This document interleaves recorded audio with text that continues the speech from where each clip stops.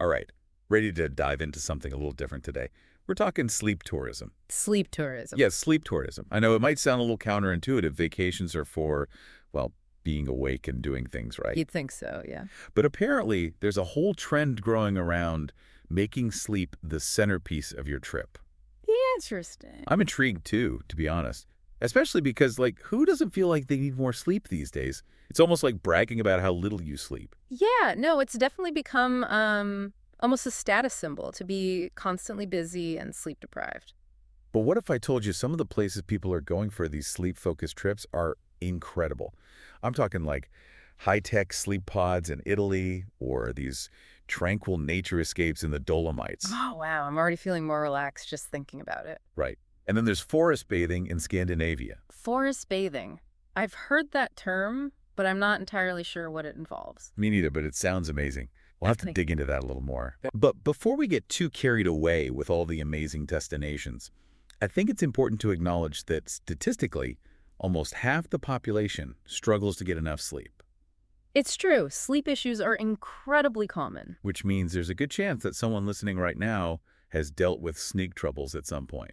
Absolutely. And it's not just about feeling tired. Right. There are real consequences to chronic sleep deprivation. Yeah, like a weakened immune system, mood swings, even difficulty concentrating. All things that can definitely put a damper on your travel experience. Exactly. So sleep tourism isn't just about catching a few extra Z's here and there. It's about taking a proactive approach to sleep. It's about recognizing that quality sleep is an essential part of overall well-being.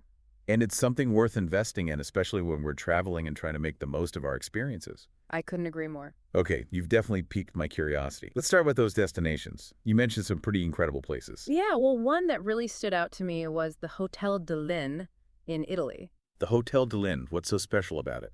They've incorporated some really cutting-edge technology into their rooms. Oh, like what? Well, they have these special panels that they claim minimize external disturbances and, get this, reorganize energy within the space. Reorganize energy. Okay, I'm going to need a little more explanation on that I one. mean, it sounds a little out there. Right? Just But from what I understand, it's a combination of materials and frequencies that create a kind of shield around the bed, blocking out electromagnetic radiation. interesting. So whether or not it actually reorganizes your energy, who knows? But the idea is to create a really harmonious, sleep-inducing environment, unlike anything you'd experience at home. So basically, a high-tech sleep sanctuary. Exactly. But I'm sensing there's also a whole other side to sleep tourism, one that's less about gadgets and more about, getting back to nature. Absolutely. Like you mentioned, the Dolomites, Scandinavia, those sorts of places. Right. Those destinations are all about promoting the benefits of fresh air, natural light, unspoiled landscapes. I can definitely see the appeal in that. Just imagine waking up to, the crisp mountain air in the Alps or the sound of birdsong in a Swedish forest. It sounds idyllic, doesn't it? It really does. But okay, let's be real. You can't just sleep the whole vacation, can you? Well, you could. I mean, you probably could, but But the beauty of sleep tourism is that it's not just about horizontal time. It's about curating experiences that actually enhance your rest. okay, I like the sound of that. So we're talking about guided meditations, nighttime stargazing walks, and of course, forest bathing. All right, we've got to circle back to forest bathing. Uh-huh. All right, we'll get there. What is it? Is it literally taking a bath in the forest? Not quite, although that does sound kind of refreshing. Right. It's more about immersing yourself in the forest, the sights, the sounds, the smells, just allowing yourself to really slow down and connect with nature. Okay, so it's like a mindful nature walk. Yeah, that's a good way to put it. But is there any actual science to back it up? Or is it just, a nice thing to do in the woods? Oh, no, there's definitely science behind it. Studies have shown that spending time in nature can lower blood pressure, reduce stress hormones, boost your immune system. And I'm guessing it improves sleep quality, too. You guessed it. So it's not just about being in a beautiful place. It's about actively engaging with your surroundings in a way that promotes relaxation and well-being.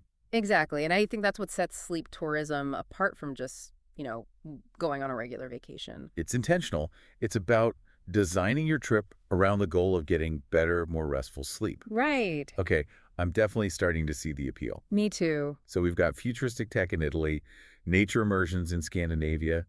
What about something for people who want a more personalized approach? Well, there are dedicated sleep retreats popping up all over the world. Oh, sleep retreats. Yeah, imagine like a resort in Switzerland where you consult with sleep experts, get personalized recommendations, and have access to therapies like yoga and massage, all tailored to improving your sleep. Wow. So it's like a spa, but for sleep. That's amazing. Yeah, But let's be real for a second. Most people aren't going to book a sleep retreat for every vacation. true. So what about those of us who just want to, sleep better on our regular trips? What are some things we can do, without totally overhauling our travel plans? That's a great question. And the good news is there are a ton of simple things you can do to incorporate better sleep into any trip, no matter where you're going. Okay, I'm all ears. Give us the inside scoop.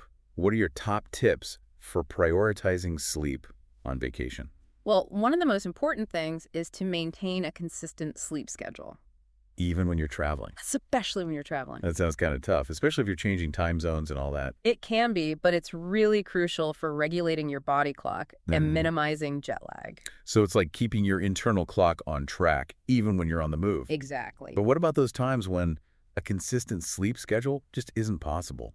I mean, sometimes travel schedules are just crazy. Even small adjustments can help. Like, if you know you're going to be changing time zones, try gradually shifting your sleep schedule in the days leading up to your trip. Well, that's smart. It's like pre-adjusting your body clock before you even leave. Exactly. Even moving your bedtime by 15 or 30 minutes each day can make a big difference. Okay, I'll have to remember that. And then once you're actually on the trip, packing strategically can make a huge difference. Oh yeah, what are your must-have sleep essentials? Well, a sleep mask and earplugs are obviously essential. Can't argue that. And if you're really sensitive to sound, I highly recommend packing a portable white noise machine or downloading a white noise app. I second that. A white noise app is a lifesaver, especially in unfamiliar environments. It's like creating your own little sleep bubble no matter where you are.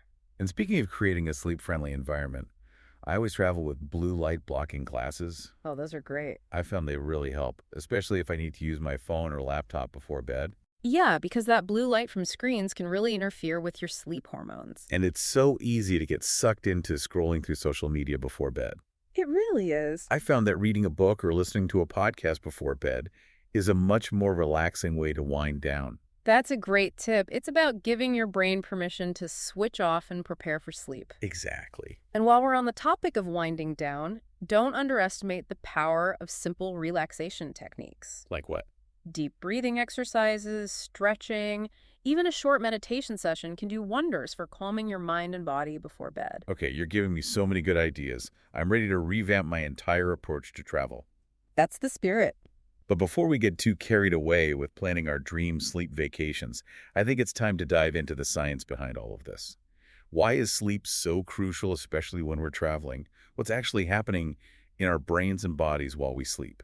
Well, think of sleep as your body's nightly reset button. A reset button. Yeah, it's when our cells regenerate, our muscles repair, and our brains consolidate memories and clear out waste products. So, our bodies are literally doing maintenance work while we sleep. Pretty much. And during deep sleep, for example, our bodies release growth hormone, which helps repair tissues, build bone and muscle, and strengthen our immune system. So deep sleep is like sending our bodies to the mechanic for a tune-up. That's a great analogy. And REM sleep, that's when we dream, right? Exactly. And REM sleep is fascinating because it's when our brain activity actually increases and we experience those vivid, often bizarre dreams. So even though our bodies are resting, our brains are still hard at work. Absolutely. And while the exact purpose of dreaming is still debated, scientists believe it plays a key role in memory consolidation, emotional processing, and even creativity. Wow, so while we're sleeping, our brains are busy processing our experiences and prepping us for the day ahead. Precisely. And I'm guessing that traveling can make those sleep issues even worse, right? Like with jet lag, unfamiliar beds, changes in routine, all that stuff. All those things can disrupt our sleep patterns and exacerbate any existing problems. So it's not just that we need more sleep when we travel, it's that we need better sleep. Exactly. And that's where this whole sleep tourism trend is so exciting. It's about recognizing that sleep is not just a luxury. It's essential for our overall well-being. Especially when we're traveling and pushing ourselves outside our comfort zones. Okay, you've officially convinced me that sleep is non-negotiable, especially when it comes to travel. But before we go any further, let's break down the science of sleep a little bit more.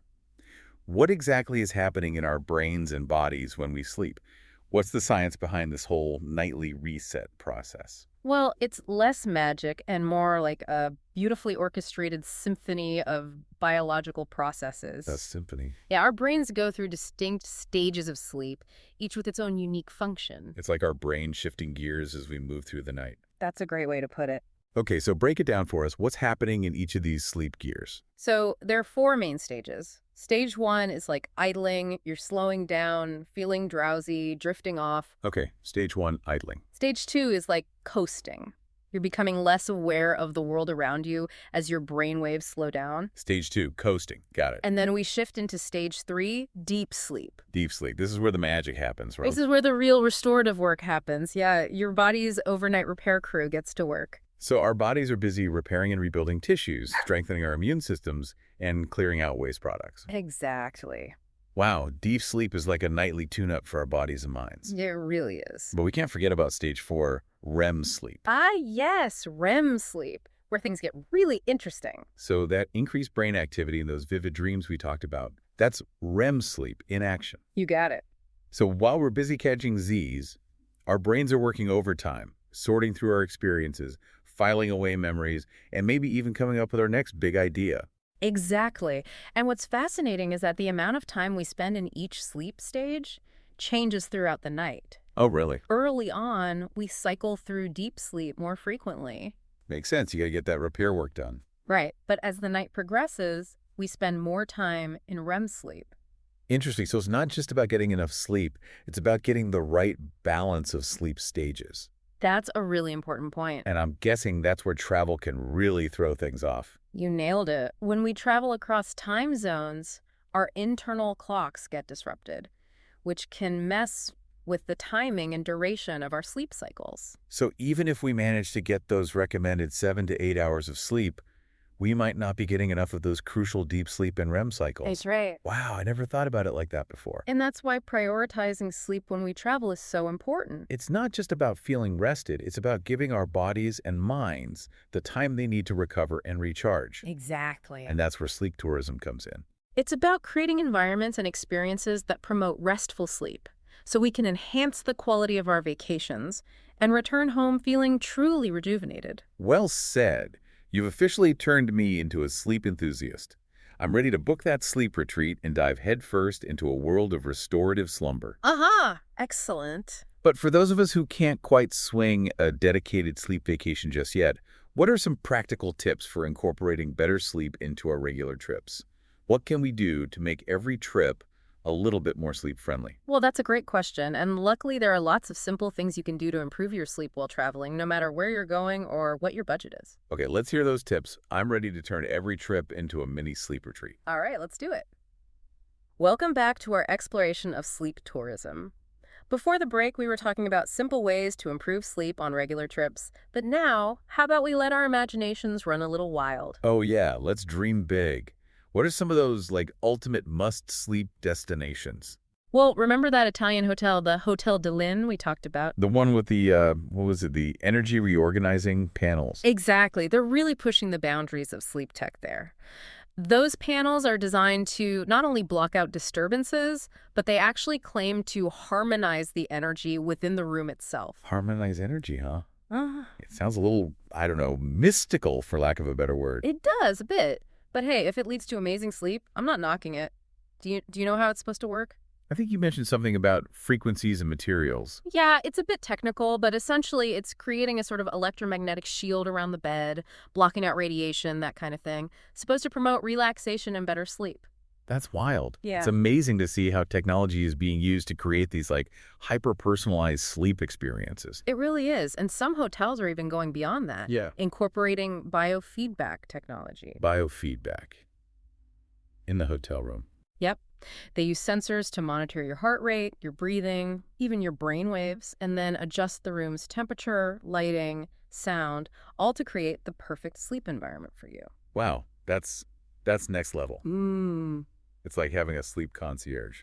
Yeah. But honestly, as cool as all that tech is, I'm more of a nature person myself. I get that completely. There's something so grounding about being in nature, and thankfully, a lot of sleep tourism destinations really lean into that. Okay, tell me about some of those nature-focused sleep havens.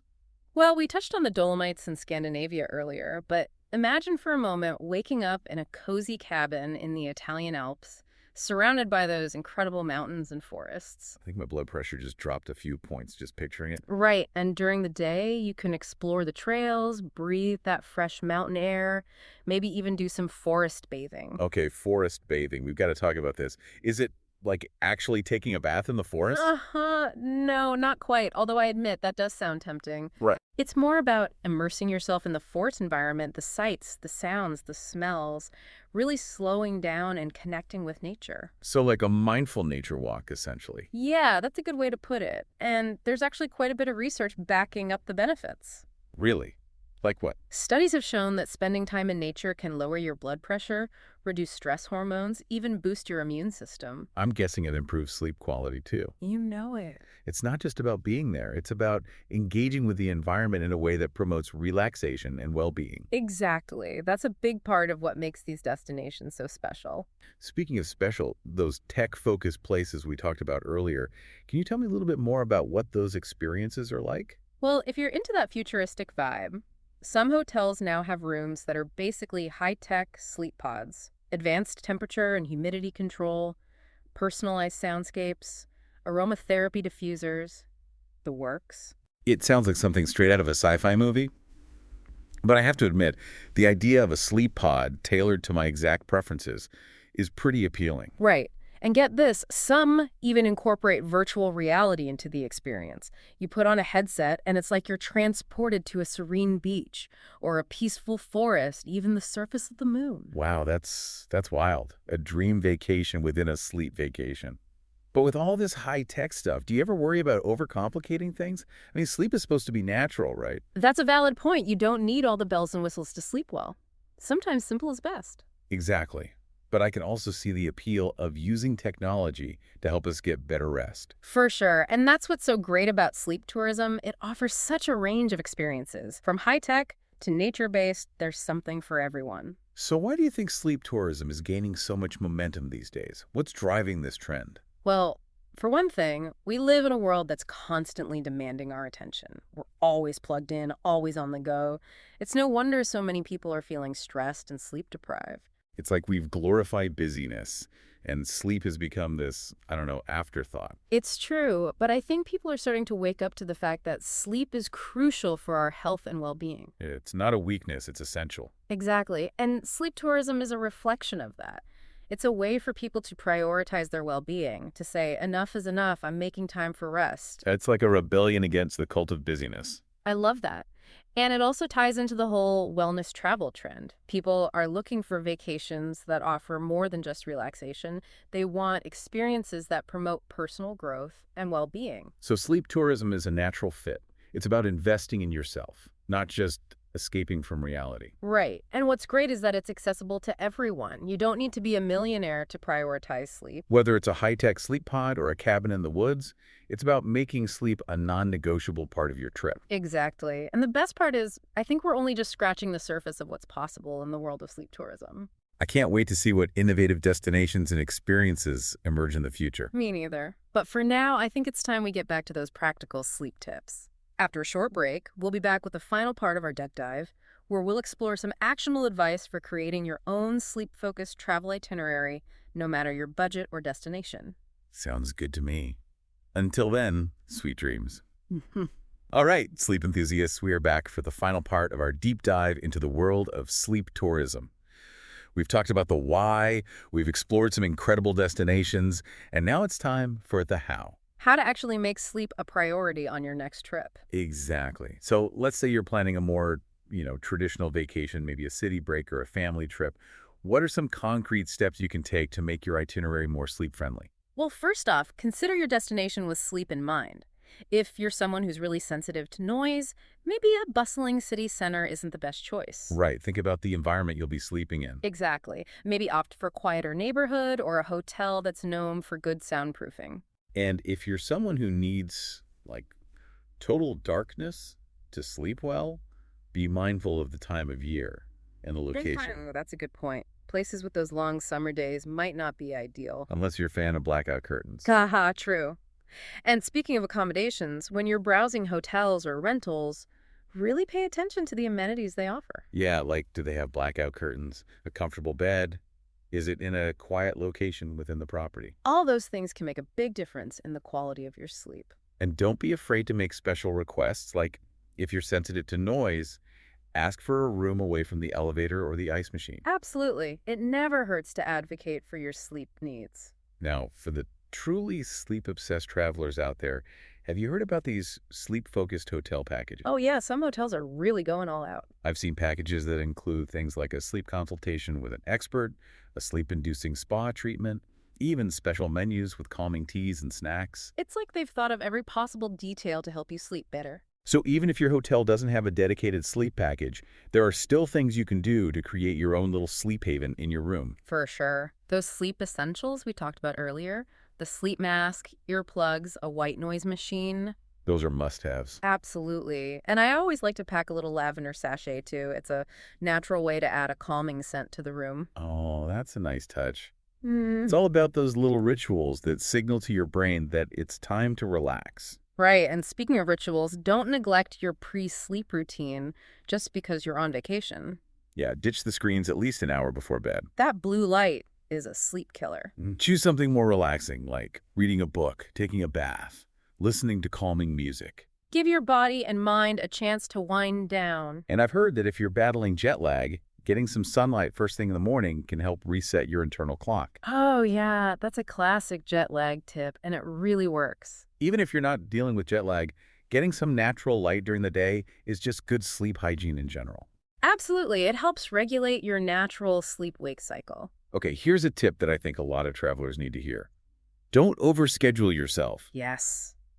Trying to cram too much into your itinerary is a recipe for exhaustion, not rejuvenation. Give yourself permission to sleep in, take naps if you need them, and embrace those moments of downtime. Vacations are meant to be enjoyable, not a race to see everything.